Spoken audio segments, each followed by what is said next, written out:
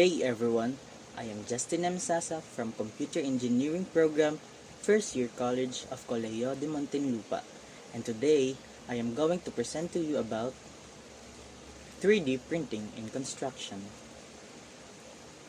First, let's head to our definition of terms. Additive manufacturing, or AM, is an appropriate name to describe the technologies that build 3D objects by adding layer upon layer of material, whether the material is plastic, metal, or concrete. Computer-aided design, or CAD, refers to the use of computers to create graphical representations of physical objects to assist in the design process. 3D CP, or 3D concrete printing, large-scale, cement-based additive manufacturing process. Polycondensation is the term used to describe polymers formed as a result of reactions involving the condensation of organic materials in which small molecules are split out. Said to our introduction.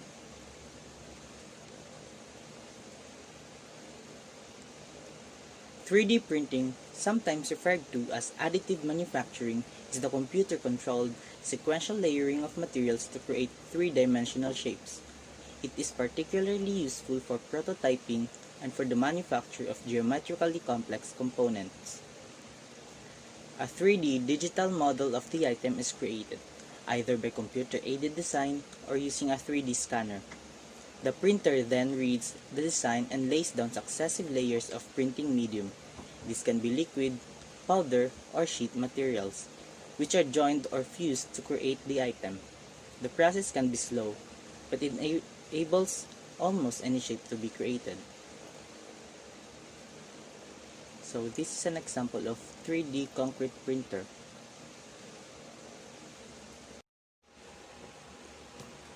Next is we're going to discuss about the history.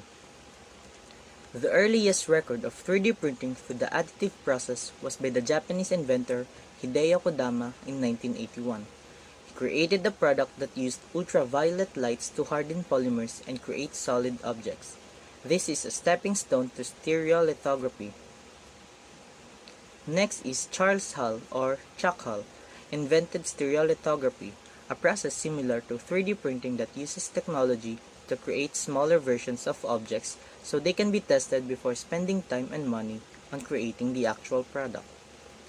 Next is selective laser sintering by Dr. Carl Deckard and Dr. Joe Beeman. Selective laser sintering is another, more advanced form of 3D printing.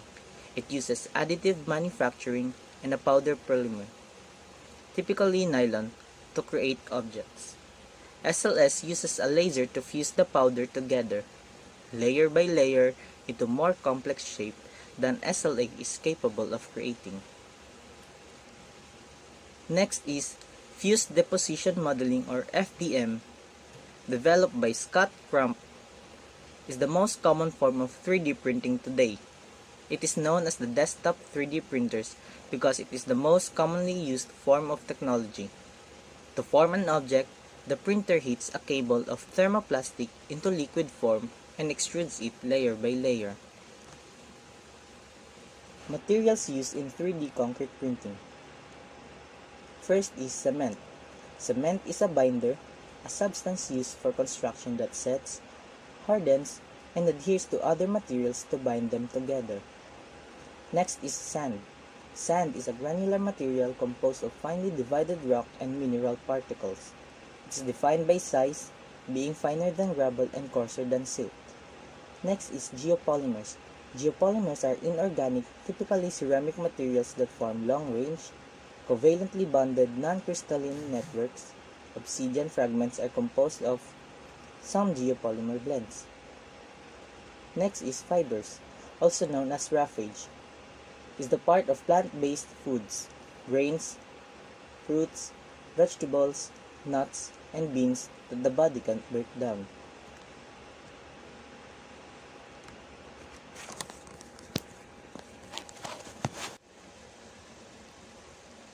Next is we're going to talk about how does it work.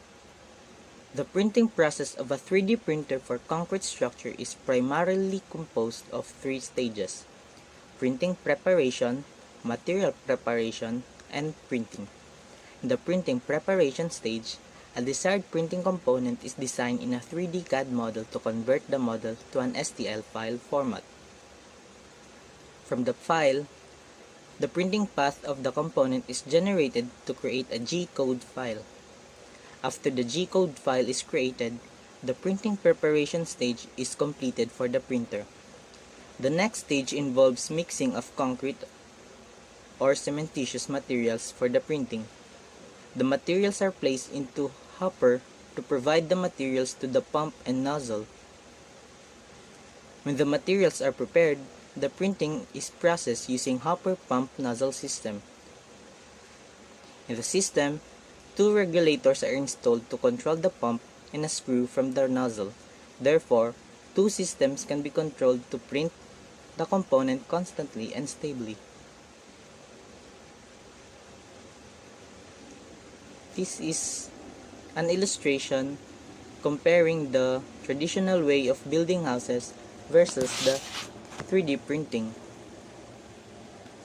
On traditional way, we have raw material plus big factory plus blocks plus construction teams plus tools equal to dream house plus pile of waste. While on the other hand, on 3D printing, we need raw material, the printer, and equals to the dream house, and it is less from the manpower and pile of waste. Now let's talk about the chemistry behind 3D printing in construction. Geopolymerization. Geopolymer. Geo means earth, poly means many, and mer means parts. So I have a video here for us to better understand what is geopolymerization.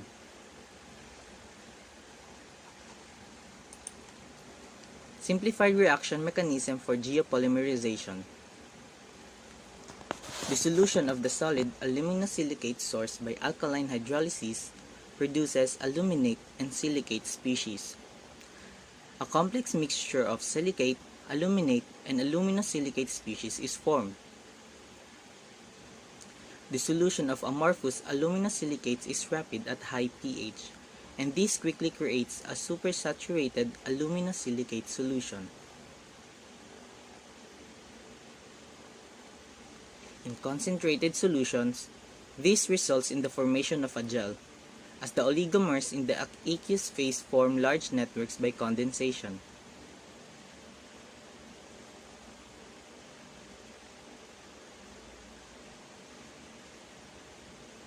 After gelation, the system continues to rearrange and reorganize.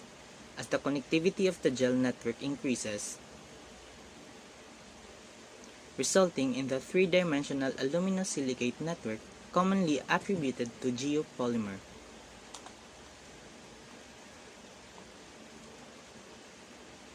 Last, geopolymerization. Geopolymerization is the process of combining many small molecules known as oligomers into a covalently bonded network. The geochemical syntheses are carried out through oligomers, dimer, trimer, tetramer, pentamer, which provide the actual unit structure of three-dimensional shapes. Geopolymerization involves 5 main phases. Nucleation stage, in which the aluminosilicates from the fly ash particle dissolve in the alkali medium, releasing aluminates and silicates, probably as monomers. These monomers interact to form dimers, which in turn react with other monomers to form trimers, tetramers, and so on. When the solution reaches saturation, an aluminum-rich gel precipitates. As the reaction progresses, more silicon, oxygen, groups from the initial solid source dissolve, increasing the silicon concentration in the medium and gradually raising the proportion of silicon in the zeolite precursor gel. Geopolymer better. It relies on minimally processed natural materials or industrial byproducts to significantly reduce the carbon footprint of cement production, while also being highly resistant to many common concrete durability issues. Geopolymer cements exist which may cure more rapidly than Portland-based cements. Well, that's it. That's my presentation. I hope you learned something from it, and thank you guys for watching.